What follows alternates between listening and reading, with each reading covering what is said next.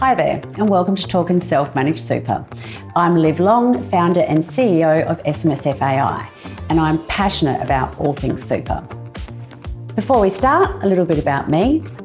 Over the past 21 years running specialist SMSF firms, I've helped more than 10,000 trustees take control of their financial future, and I'm hoping I'll be able to help you too.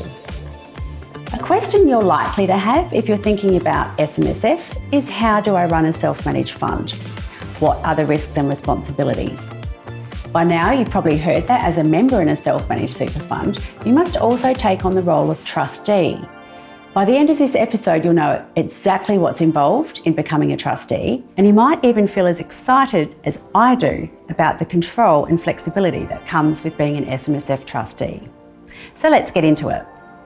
Essentially, as an SMSF trustee, you are legally responsible for running the fund and making sure it complies with super laws.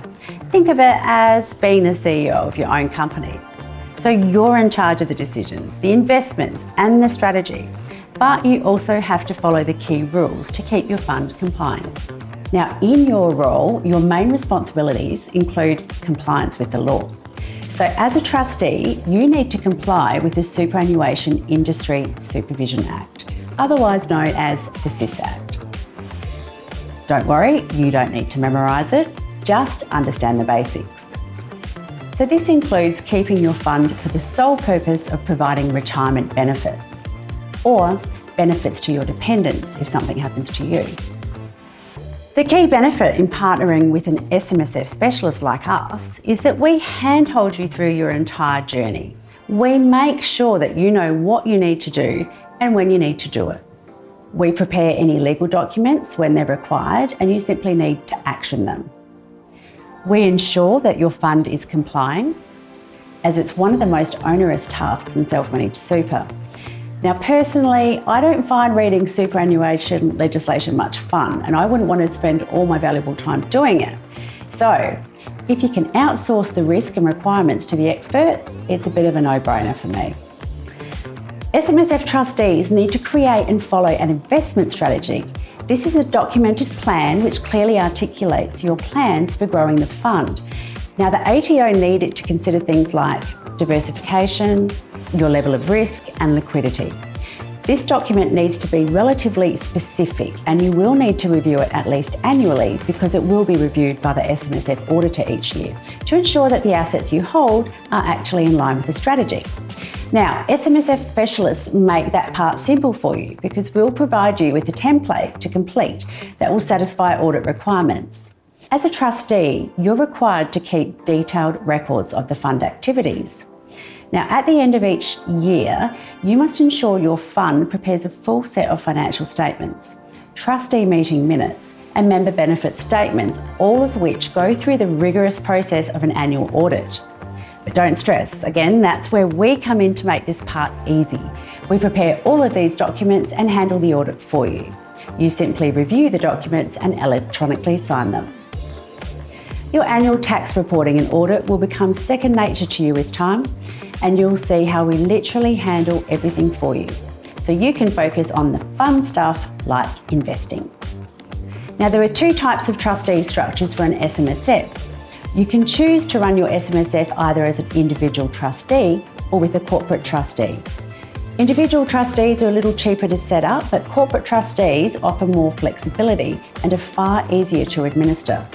They actually also provide more protection for trustees in the long run. And I'm yet to see a financial advisor establish a fund without a corporate trustee. So this is one area we recommend you research well. And if you're unsure which way to go, that's where professional advice comes in handy. I'll deep dive into the role of an SMSF trustee in a future episode, but to keep it simple today, the key rules are: number one, it's your money, but not yet. Invest it, but don't spend it. Simple, until you reach preservation age. Two, keep your personal assets and SMSF assets entirely separate. Your SMSF should have a separate bank account, trading account, separate everything. Again, treat the fund like it's your own company. 3, stick to the sole purpose test. Your fund must exist to provide retirement benefits. So for example, don't go buying a holiday house and expect to use it. 4, keep your fund compliant. This includes submitting all the reports on time and following the rules about contributions, withdrawals, and investments. Now, it is a lot of responsibility, but my clients have always said it is absolutely worth it.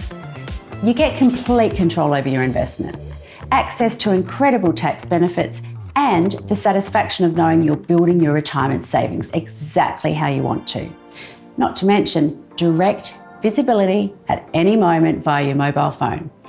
A transparent indication of what your super is currently worth. However, if you establish a self-managed super fund and do find it all too onerous or decide it's simply not for you, you sell the assets in the fund and your SMSF administrator can arrange a rollover out to another retail or industry fund and wind up the SMSF. It's really quite simple to go back if needed. Thanks for joining me today. Don't forget to hit subscribe and follow us for updates. And if you've got any questions, drop them in the comments below or visit us online. I'd love to hear from you. See you in the next episode where we deep dive into how to set up an SMSF and take control of your financial future. Until next time, take care and take control.